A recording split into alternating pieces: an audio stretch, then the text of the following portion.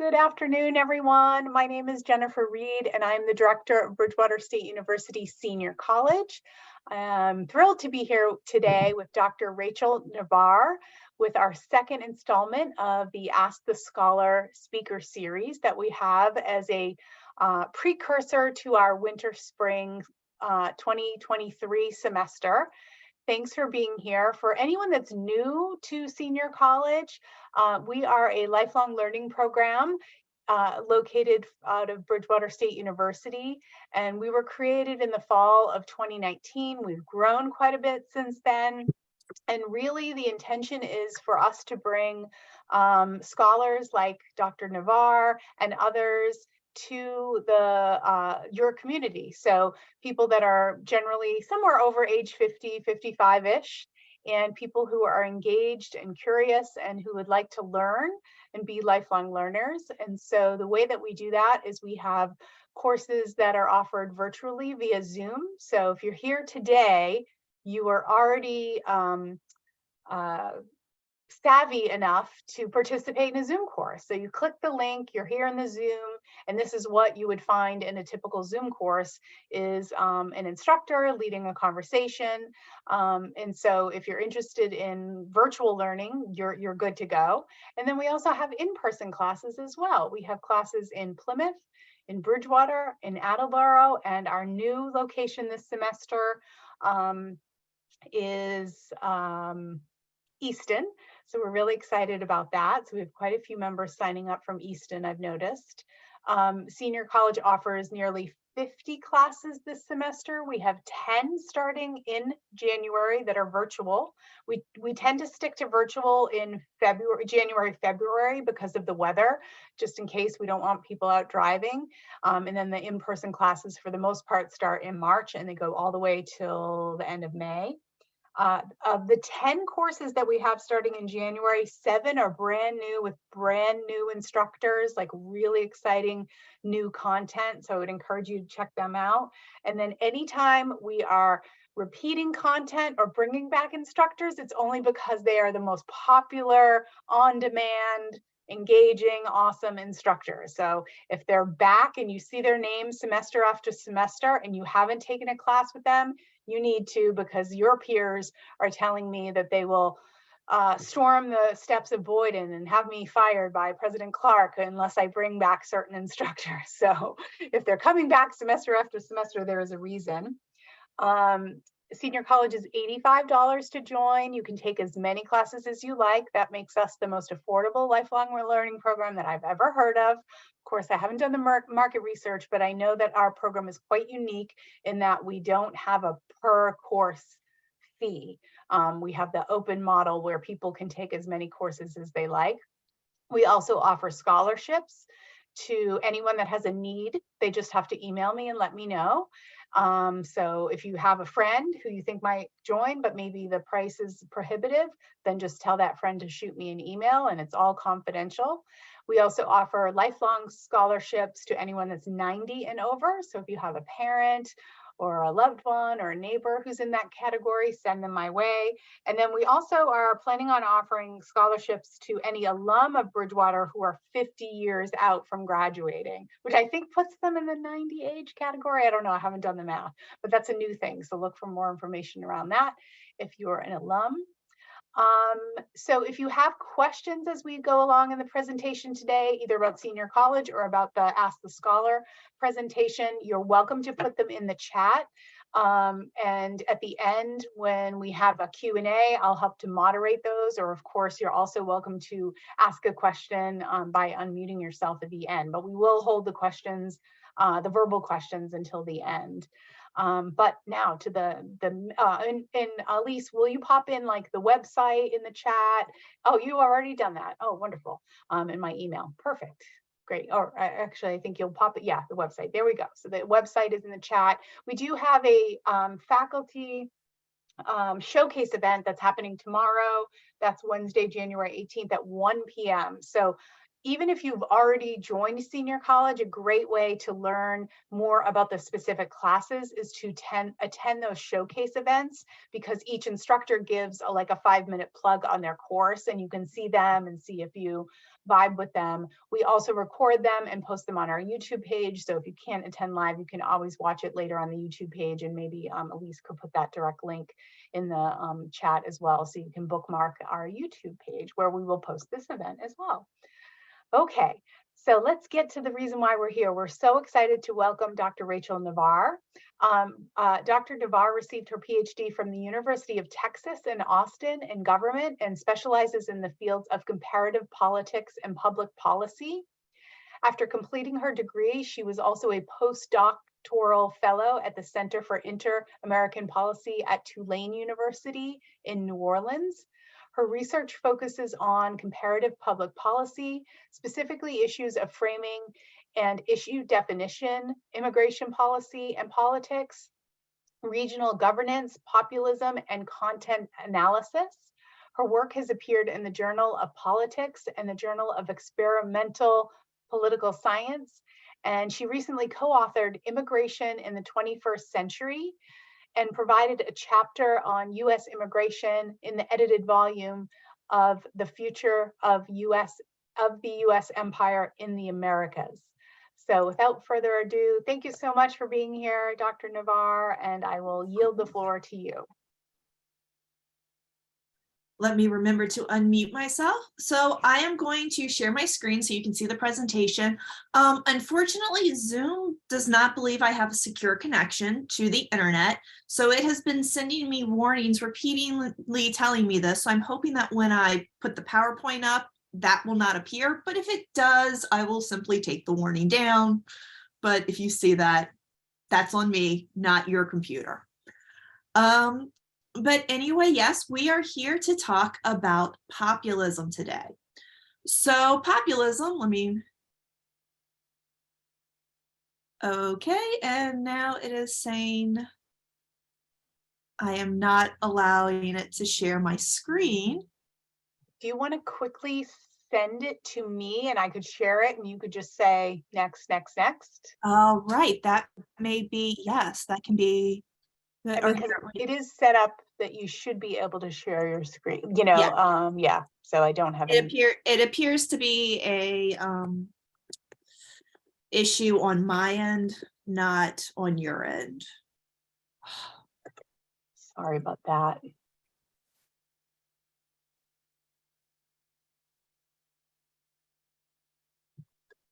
Okay, so let's see, yes. Okay, I'm going to send it to you because it will make it quit. It makes me quit and reopen Zoom.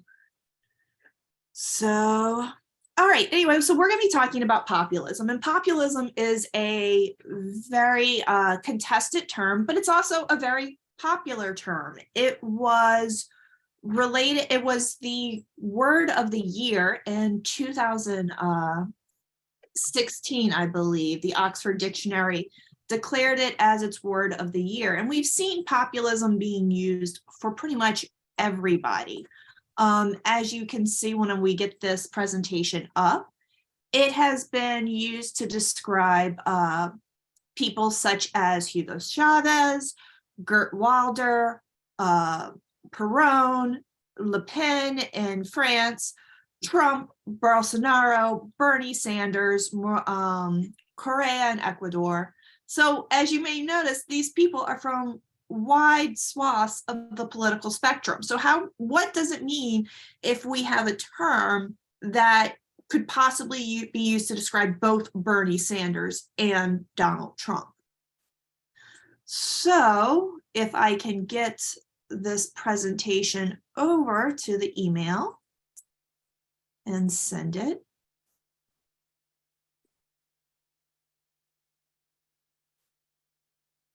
Okay. Jennifer, I just sent it to you. So, okay, so that should come on soon. But the way I have this presentation set up is basically we'll talk about what populism is. I'll talk about my newest book that's coming out in February and the research we did talking about what possibly is causing it. And then we'll talk about, well, is populism good or bad for democracy? And I'll open the floor up for questions. Okay, and so in addition to populism being a really popular term, we also have the feeling that there's a lot of feeling that something is wrong with democracy. We've seen this in countless editorials. You'll see editorials talking about democracy is on the decline around the world. We've seen more extremist political movements around the world in the 2010s, 2020s. We had the attempted storming of the German Reichstag. We have what happened here on January 6th, 2000, and we have what just happened in Brazil as some of the big political markers. We're also seeing sort of these more radical views come to political discourse. So we're seeing discourse that we thought very nativist discourse, ethno-nationalism, conspiracy theories that have always been a part of not just politics in the US, but around the world. But what's different is we're seeing mainstream political winners do this. So we're seeing presidents and leaders of parties engage in these behaviors. Okay, so if you could go to next slide. Okay, so next slide. So here's some pictures of, January 6th. And I need to put one of these out, switch out for Brazil. But next slide, please. And here's an example of some of our populists. Okay, we have the OG, the original Evita Peron in Argentina with the Peronistas. We also have then some of the radical far populist right in Europe. Then we have our Bernie and Trump, and then we can also see Hugo Chavez and Evo Morales. Okay, next slide. Now, this is from The Economist, and this is talking about populism rising from 2009 to 2018, and it gives you some of the main populist parties and their vote share. So we have parties on both the left and the right. You can see Podemos here, the Five Star Movement, are left. Fidesz, PVV from the Netherlands, the Sweden Democrats, National Front, AFD and UKIP, those are on the right.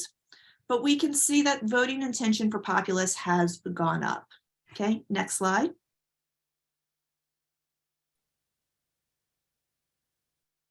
And here we can see populist parties voting in the EU countries. So this is in the end of 2016. And you can see some of them are left, some of them are right. But we're seeing a rise.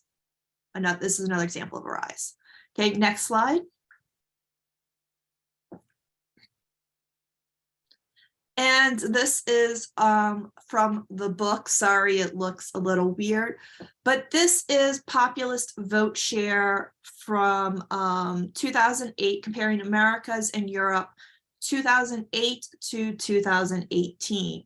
And as you can see, populist vote share has increased. And yes, in 2000, for using this, we did use votes for Trump in America. All right, next slide. So, okay, so hopefully I've convinced you that populism, or you may have already come to this talk expecting populism to be a thing. So what is populism? Populism has a myriad of definitions. And then, of course, there's also the separation between what academics use when we're talking about populism and what the popular press uses when they're talking about populism.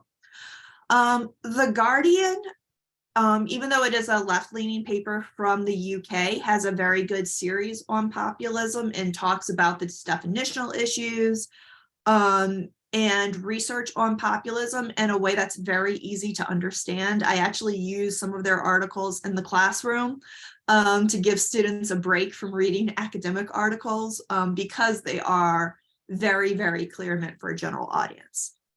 But as the whole, you have some people who argue that populism should never be used as a term for the right.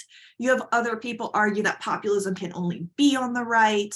You have other people that argue that no, populism is what the Populist Party was in the United States post-Civil War, that, the Silver Movement, the land movement, that is populism.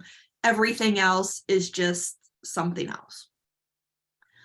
Well, obviously, political scientists don't agree with that, because if we did, it'd be rather awkward for me to be studying that, nowadays. But we have three kind of main approaches in the political science literature.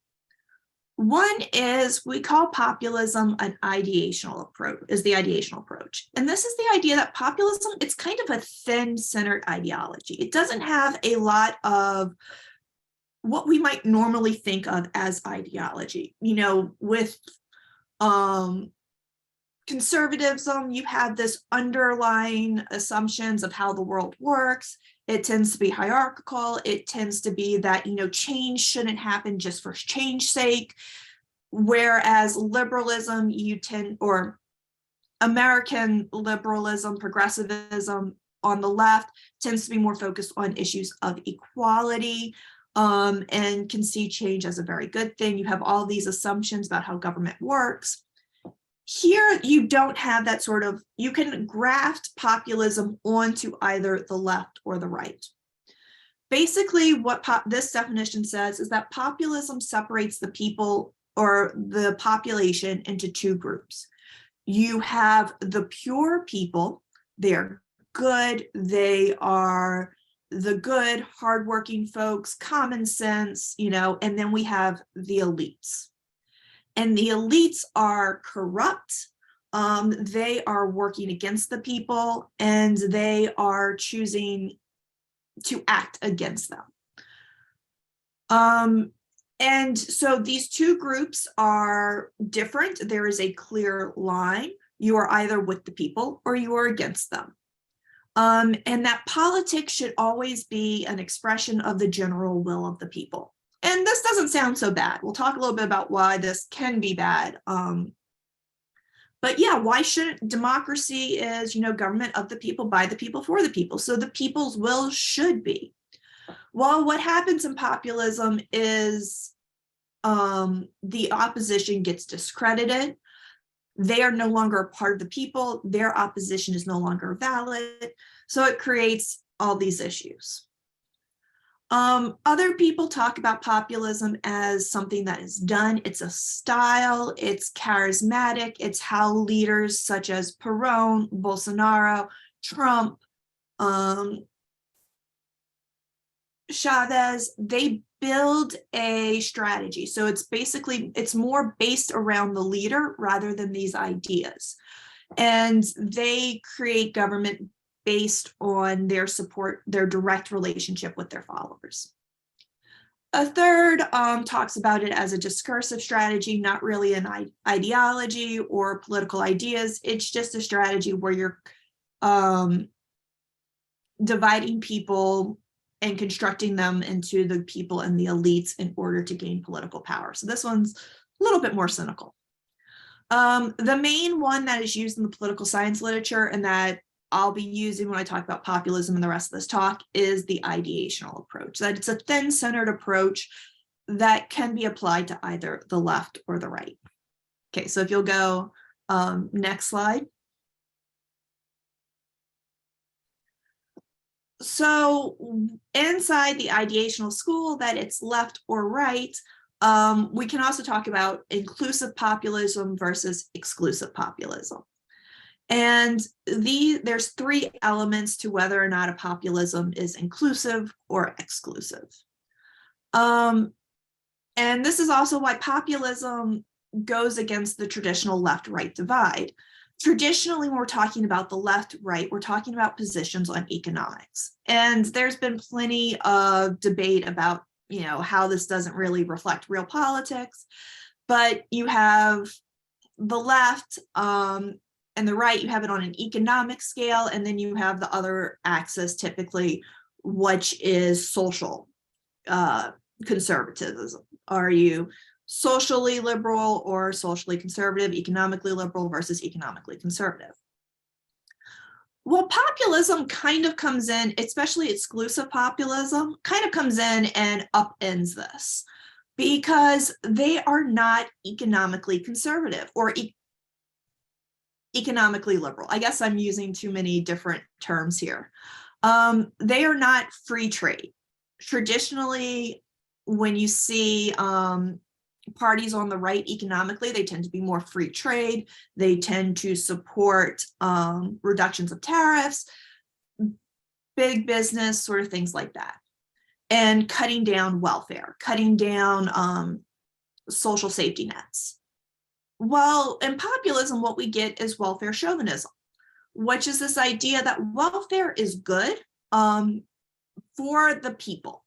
So if you are a member of the people, you should get welfare. It's also an example, but it should only be for members of the polity. Whoever is a member of the people, they deserve welfare. The people, the non-people, they don't deserve it because they're not contributing. So it's who gets to get aid from the state. Also, who can participate. And then symbolically, who are the people? Exclusionary populism tends to focus on sort of the nation state idea. Citizens can be racialized, can be very ethnic. Whereas inclusive tends to talk about more classes. So, where the poor are the people and the wealthy, the bankers, they're not. All right, next slide, please. So here is the puzzle. Oh, this is animation, I guess. So you can just click through to the, yeah. So, okay, this is the end of it. So where does populism come from? Why are we seeing this explosion of populism now? Well, so we talked about populism, and so the ideational divide, when we're looking at whether or not someone is populist, we look at, do they have anti-elitism? The elite is out to get you, they're conspiring, etc. Popularism, that the will of the people should be paramount, and Manichaeism, which is basically they're good and there's bad, and that's it. So when we see this, is populism caused by economics or culture? And this is the big debate. Recent public opinion work suggests that culture matters most. This is actually a response to cultural changes, people feeling like their culture or their beliefs are no longer being represented in culture. But there's this other problem, and that is that populism and prejudices, this is also part of the other project, tend to arise, they tend to be more heightened after economic crises. And we can see examples of this looking to the past. We see populist explosions in the past after economic crises as well. And the Panic of 1819, the People's Party of 1873, 1893. We see this in the Great Depression. That's when we see the creation, Huey Long comes in, the Peronista wave in Argentina. And then we have the lost decade and neoliberal reform. So there's the lost decade in Latin America where commodity prices just bottom out. And that's where we start seeing neopopulism in Peru, in the Andes. And we also see the emergence of the pink tide, the Chavismo and stuff like that. Okay, next slide.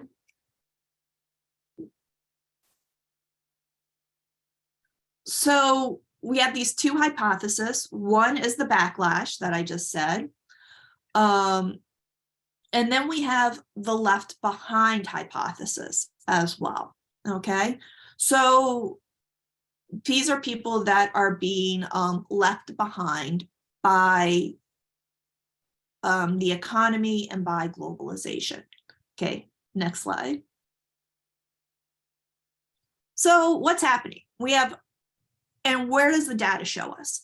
Well, the data shows us, so if you're looking at things at a very national level and you're doing national level analysis, the economic explanations come out ahead. But when you go down and look at public opinion, what you're seeing is that it actually favors the cultural explanation. When you ask people and you see who people are voting for, it's not the people being left behind by globalization. It's people that tend to be middle class, pretty, they're not at the top, but they're not at the bottom either. So why do we observe these correlations between, on one end, we're seeing these high economic crises preceding these populist explosions, but on the other hand, we're seeing cultural explanations. We look at people themselves. Okay, next slide. So what my team argues is that these actually aren't competing arguments. We argue that there's evidence for both and both make sense because they both have compelling evidence. What we're arguing is that there's a link between economic and cultural attitudes, and that is emotions, especially anger, resentment, which we kind of see as the same thing, and fear and anxiety. And so what we kind of hypothesize to start this is that what happens is you have an economic crisis that causes emotions. You become angry, you have fear, and you have to do something with those emotions. Those emotions spill over. They don't just stay in that one range. So what happens is these emotions then provide the link that start making you look around at other things and becoming increasingly populist, increasingly discontent with your society, or especially democracy. Next slide. So we have a few caveats. We fully believe that discontent can occur on both the left and the right. Unfortunately, at least right now, what we're seeing is it tends to be much more exclusionary and hateful on this side. But we can see left populism also having very, very negative controls. And just because it's equally influent or it's equally able to happen on both the left and the right doesn't mean that just because you have it on the left means it's going to pop up on the right, or you have it on the right means it's going to pop up on the left. Discontent can also be real or imagined. Marginalized groups, minority groups. So when we're talking about populism here and opinions, we are talking about majority groups in a society. We expect that minority groups or disenfranchised groups will have different experiences and different opinions when it comes to politics and the way they view the system. Okay.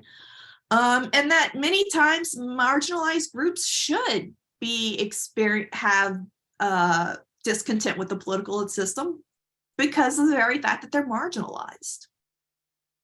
And now these type of discontents are not equivalent in nature. Maybe if you're perceived that you're being discriminated against, or you perceive that you're maybe having a relative loss, they're not always the same, but it doesn't matter. If you're perceiving them, that is what matters. It's how you perceive and feel about them. Just one thing we also want to say is that the economic anxiety argument, this is that, Trump voters and stuff like that vote because they're lower class, or they don't have the economic, I don't know what to say with that word. I don't know where I'm going with that. But basically, people aren't just voting because of they're poor. People are voting because they feel deprived. Most people that are voting for populist parties, like I said, are in the middle. It's not the upper class or the working class always. Okay, next slide. So now I've given you why people worry about populism, how it's grown, how we define it. And now I'm going to talk a little bit more about our study. So we have other people saying economic, other people saying cultural. We basically did an experiment. We tried to make people feel discontented with culture or with economic discontent. Were they feeling the economy making them anxious or angry? And then some of them got a control where we asked them to write about brushing their teeth, and we hope that invoked no or neutral emotion. Next slide. So here is the effects of treatment. It's sort of small depending on your monitor. But basically, we found that exposing people to economic anxiety, economic resentment, or cultural discontent basically increased their amount of populism, especially when it was economic anxiety, increased a lot of these things that we see as democratic discontent, conspiracism. We can see with anxiety that gets increased. And of course, populism, people-centrism, and anti-elitism, the measures of populism, economic resentment tended to increase these measures. So next slide. So the conclusions, I didn't give you a lot of the research. We can talk about it more if y'all want. But we found that economic crises can cause both resentment and anxiety. These emotions then themselves lead to both democratic and cultural discontent. And this can actually affect prejudicial attitudes. So it also increases prejudice, increases the tension between outgroups and things like that. But anger tends to be a stronger predictor than anxiety and increasing populism and these other democratic discontent variables. All right, next slide. All right, so I've talked all about this. As a political scientist, we're more interested in why do people behave the way they do? Why does power work this way? Why do politicians use these things over others? How do, different things factor like that? But of course, since we're talking about this as people and people in a democracy, most of my students, this is the questions that they prefer. Okay, I've given you all this information, but is it bad? Well, the ideational school tends to see populism as bad, flat out. Whereas the discursive school sees it more as a demand for more democracy. And one of my favorite descriptions of populism is the drunken guest at a dinner party. Because populists aren't wrong about a lot of things. A lot of things the populists say make sense to everyone. Like, why shouldn't democracy reflect the will of the people? Your parties are no longer, don't always feel like they're representing people. People feel like they don't have any efficacy in government. They feel like the government doesn't listen to them.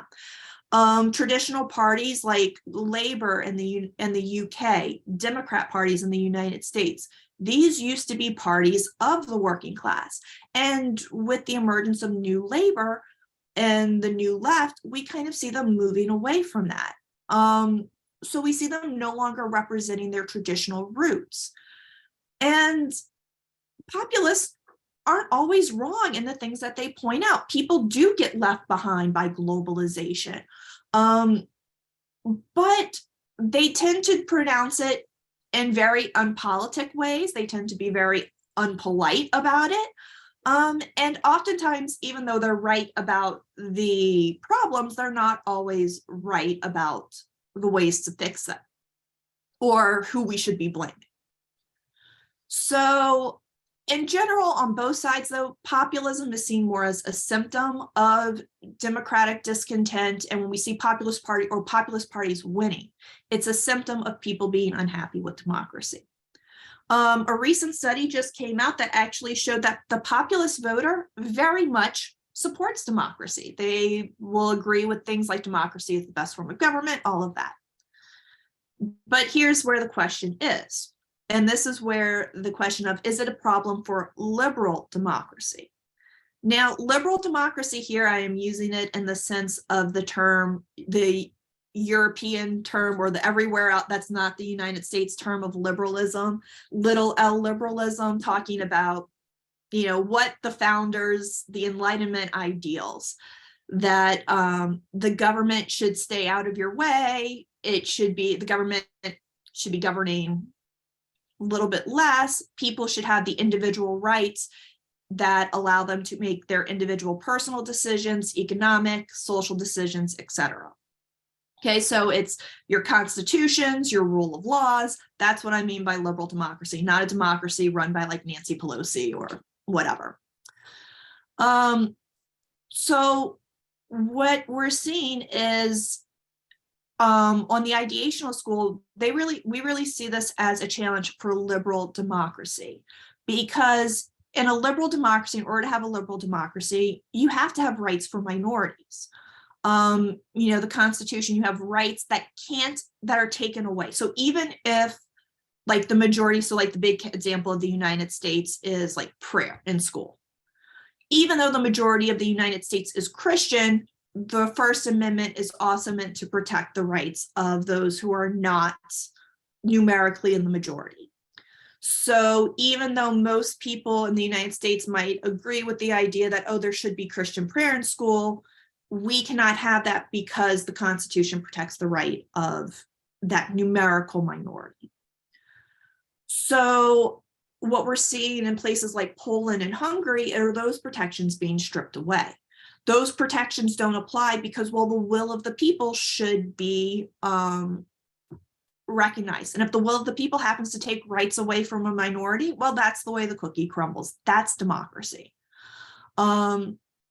The other problem is that because we have the good people and the impure elites, you now have a problem of opposition. You no longer, what we see, this happened in Venezuela, this is happening in Hungary, is that the opposition isn't valid. The leader of the populace, they speak for the people, they know, and so obviously we don't really need elections because they speak for the people. We can just listen on their word. And anytime there's an election, it's going to obviously go their way because the people are for it. And if the election doesn't go their way, well, obviously there was corruption or something interfering with that. So it doesn't accept losing. That's the big thing with democracy, is you have to accept you're going to lose. You'll win, but you'll lose. Now, so this view sees populism as very dangerous for democracy, because, this is what happened in Venezuela, this is what happened in Ecuador, this is what happened in Hungary and Poland that we're seeing now. On the other hand, there are people who are like, well, no, this is actually not a problem. It can be, because democracy is becoming closed off. It's being run by technocrats. It's being run by these technocrats in the EU and the World Trade Organizations that we don't know. It's becoming increasingly technocratical. The parties don't represent us, etc. So this is actually a problem in that democracy is becoming closed off and is no longer listening to the people. So populist movements can be good because it can restart this connection between the masses and the political system. Even in this view, though, you do want to be careful because a lot of populist movements are based around that central leader, and probably having a central leader is probably not the best way to create an inclusive democracy where everybody gets their voice heard, because it can tend to devolve into hero worship or a charismatic leader, where it's not so much the ideas that matter, but whether or not that leader is safe and secure. So just in case you're wondering, our book looks at 3 cases where populism hasn't really occurred on either the left or the right. We look at Portugal, we look at Uruguay, and we have a big explanation of why tiny little Uruguay is still valid, and we look at Chile or Chile. And what we find is that populism gets staved off when people feel like they're being represented, when there's more inclusive democracy, when there's more options for people to either vote and participate in their parties and pick who their parties are sending and what their party platforms are, where there's more sorts of referendums and things like that, consultations with the public, and where parties tend to have stronger ties with the population at large. So that's what we suggest. We also suggest a strengthening of the social safety net, so people don't feel so economically precarious. But that's kind of the quick and dirty of our book. So, all right. On that note, I think that's the last slide. Yes. I'll answer questions. Oh my gosh. Thank you so much, Rachel. I could see many of my my peers that are here in the chat today nodding our heads as to finally see like there's a scientific real explanation as to how we feel or how we experience maybe anger in our friends or relatives. So I find that so interesting. I have one question to get us started, and then folks feel free to jump in after me. So I'm always so curious. I've worked at college or university pretty much my whole career. And, I feel so incredibly grateful that I get to work in a space with colleagues like you who are so incredibly knowledgeable about your field of expertise. How did you decide to get to become a political scientist? Like what formed your decision-making process as you were in high school and then college? Like, how did you decide this? And then were you always was populism one of your areas, like even before it sort of happened here in the United States? And are you like, oh, this is so good for my research? Or are you like, oh no, I don't want to experience this as an American citizen? Like, how I'd love to hear from you about your pathway. Okay, well, so the pathway to becoming a political scientist. It actually started in high school during study hall. I needed to pick a major, and I didn't know what major I wanted to do. I knew I was interested in politics, so I found a book on majors, and I saw the major international relations, and I thought, hey, I could go study abroad with that. I'll pick that one. And turned out I liked it. And then I was deciding whether or not I was going to go to law school, and decided not to go to law school, but I was really good at academics, so then I ended up in graduate school. I was interested in borders at first, how wars end and where borders get decided and all that stuff. And I ended up taking an immigration class with Dr. Terri Givens, and that kind of set me on my track to do immigration politics, which also bought into the right wing. And Dr. Givens' main book was on the rise of the radical right in Europe. So from her, that's kind of, I always was interested in it because I'm from Louisiana. And when I was in middle school, high school, that's when David Duke was elected. Mm-hmm. And so I always was fascinated with how did David Duke get elected? The radical right isn't supposed to happen in America because the two-party system is supposed to be so big. You're not going to see people on either extreme. So how'd you get David Duke elected? And I remember Dr. Givens telling me in 2009 that, this is really interesting, but no one's going to hire you. No one's interested in this. The radical right is not a thing in America anymore. We don't really talk about it. And so then with immigration, so I started doing immigration politics. And then my friend, who's a Latin Americanist, Matt Rhodes Purdy, he was studying democratic participation and discontent and stuff in Latin America. And when we started seeing populism arise in places that it wasn't supposed to arise, the United States, Spain was another one. Spain has both a left and right wing populist party. We started trying to figure out, well, why is there this disconnect between the literature and this? And no, typically I don't like seeing people being happy with this democracy as a citizen. But yeah, as a political scientist, it's interesting. It makes me probably a terrible person, but. No, it doesn't. We're thrilled to have you here at Bridgewater State University because this is the kind of important discourse that we're happy to have here in senior college. I think it's been so many of our courses have focused on political science. Brian Frederick teaches many courses with us. Michael Krasanik, who's a retired faculty member from your department as well. So we're happy to have the conversation always because it's so important. So thank you for that response. So interesting.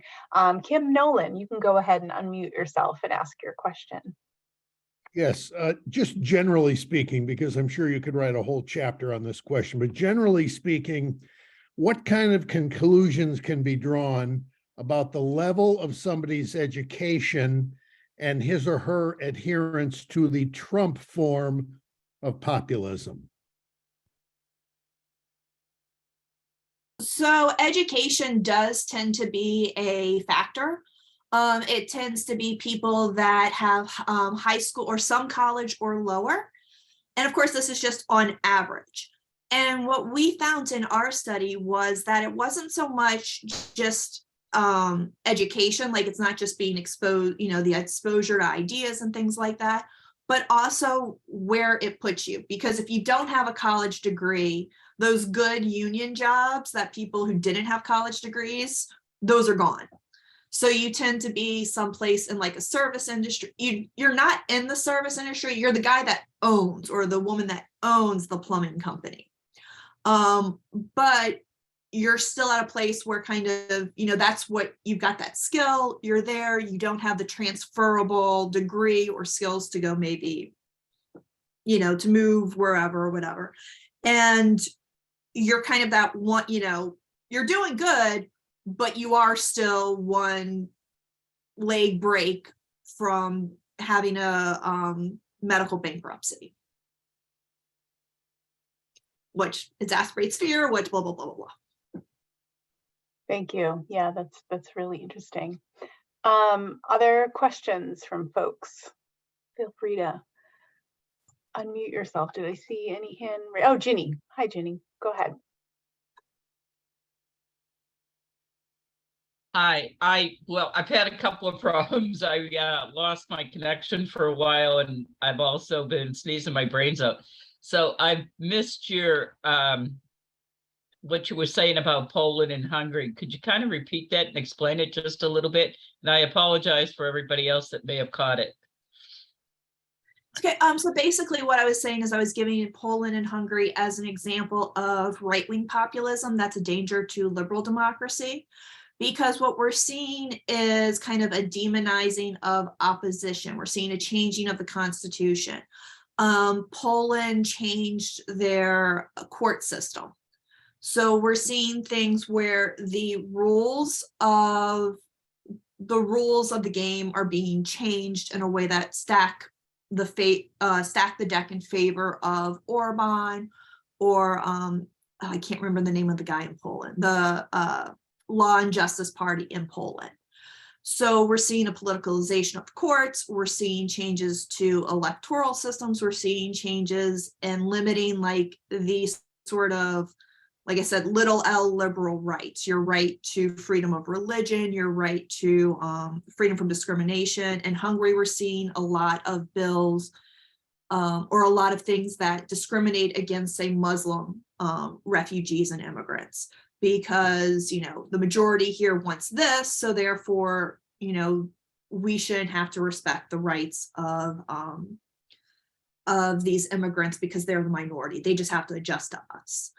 And they're going kind of violating a lot of their EU commitments and what they've agreed with the EU. So they're kind of in a fight with the EU about, their democracy and their policies and stuff like that. Thank you. Thank you. Other questions? I have a quick question and might sound a little silly, but my day-to-day life hasn't changed under any particular president, really. I mean, if I think about it.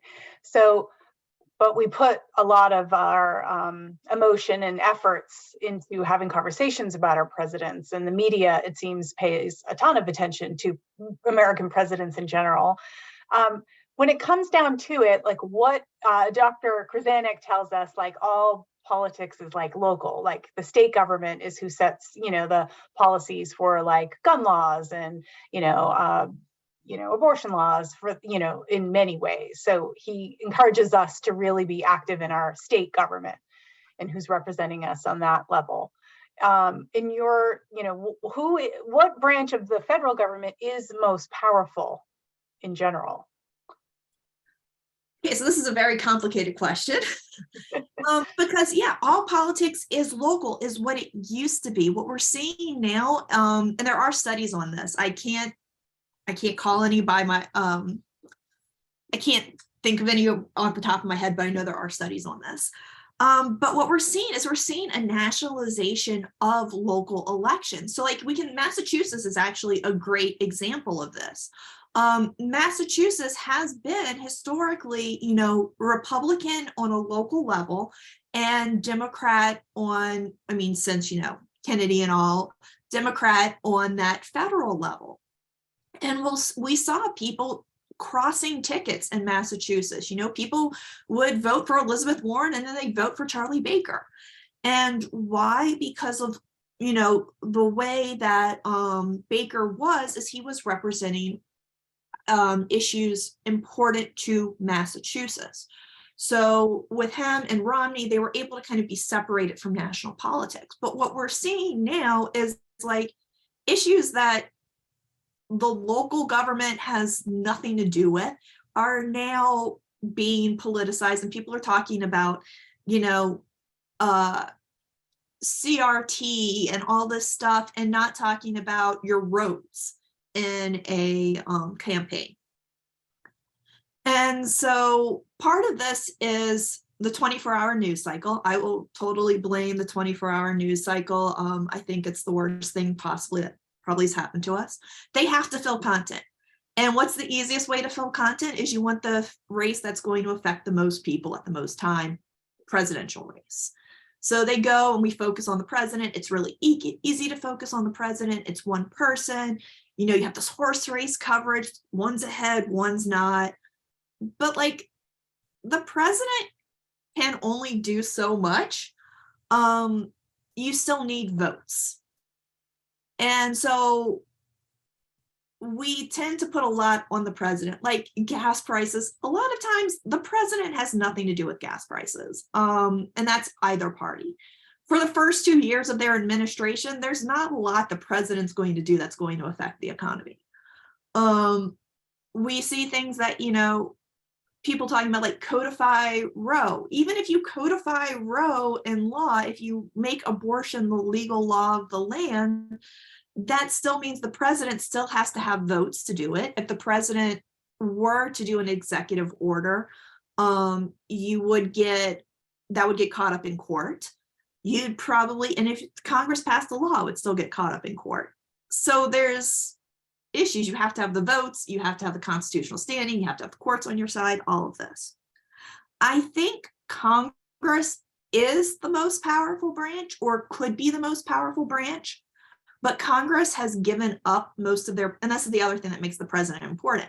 Congress has given up most of their power or a lot of their power to the president, because it's politically advantageous. So going back to immigration, you talk about immigration. No party wants to do anything, or especially Republicans. Big business and agriculture needs farm labor. And so they don't want to alienate this group, but they also don't want to alienate, it's a good political talking point to talk about immigration. So what you do is you don't do anything, and then you let the president do it. You let the president pass an executive order, and it can take the pressure off of you. And we see this with so many things. Congress will just let the president do an executive order. And it's good politics for them. It's not good, but good politics doesn't make good policy. So yeah, I think getting involved locally, if you want to make a change, local elections, because that's what really affects people. Those are the policies where the rubber meets the road. Unfortunately, local and state elections have become nationalized. And while the president isn't as powerful as we think, Congress has given up a lot of their power for political reasons to the president. Yeah, that's sort of what I suspected. Thank you for that. That's very helpful. Rich, go ahead. Yeah, I don't know where the hand thing is, so I'm just using my own hand. It seems to me that populist movements succeed or fail depending on whether they have a charismatic personality to lead them. And if they don't have a charismatic personality to lead them, they not only fail, but we don't even hear about them. Basically, they don't make an impact on history, at least. So you haven't really addressed that. You haven't really focused on that. And I think that really, to me, whether it's a Hitler or a Mao or Trump or even a Bernie Sanders, unless you have somebody like that to crystallize what your movement's about and how the people identify with that movement, there is no movement really. It falls apart. So I think the personality cult, whether it's particularly charismatic leader or a particularly especially well organized leader, really is the key. Yeah, I mean, I think, that you are correct. It requires, you need to have the people that are willing to vote for the populist. You need to have that populist leader. You can have all the populist sentiment and the masses that you want. People can really be feeling this, but you need to have that leader to come in and really crystallize it. So yeah, our study didn't look at that. We were looking more as to why do people become populist, as to why do some leaders succeed and others don't. And you really do need both. There are populist leaders that didn't really succeed very well because they didn't have, like Chega in Portugal right now. It could change. Even though this leader is very much in the same vein as the guy in Vox in Spain, we're not seeing the same sort of support. And it's also because the issues are different. There's a secession movement in Spain right now. So, but yeah, the right leader at the right time is definitely a key point as well. And the leader making it and you see in populist movements, they tend to always end up personalistic too.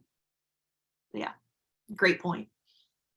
Thank you. Well, I think we would all agree that if you ever wanted to offer a course in senior college, we would love to have that, no pressure, of course, but that senior college is the place where you can have these discussions. I also think we could all really impress our instructors this semester if we, use some of the things we learned here today.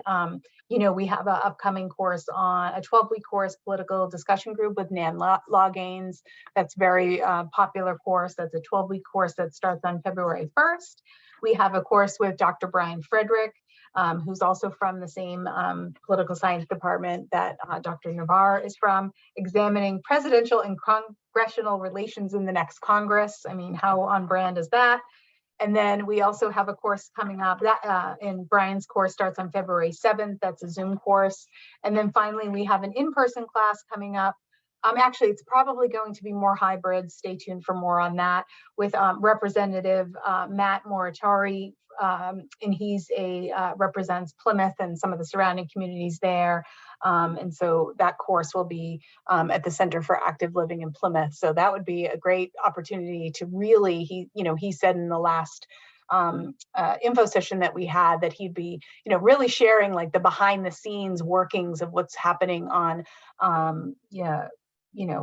in the State House through his eyes, and he has a lot of experience. He's been a representative for a long time now. So hopefully, if you haven't joined senior college, you'll consider joining us. If you have, welcome back, and we're so thrilled to have you here as part of our speaker series. If we could, let's give a big hand to Dr. Navarre. Thank you so much for this presentation. I learned a lot, and I'm sure everyone did as well. Awesome. Thank you so much, folks. Have a wonderful day. See you soon. Thank you.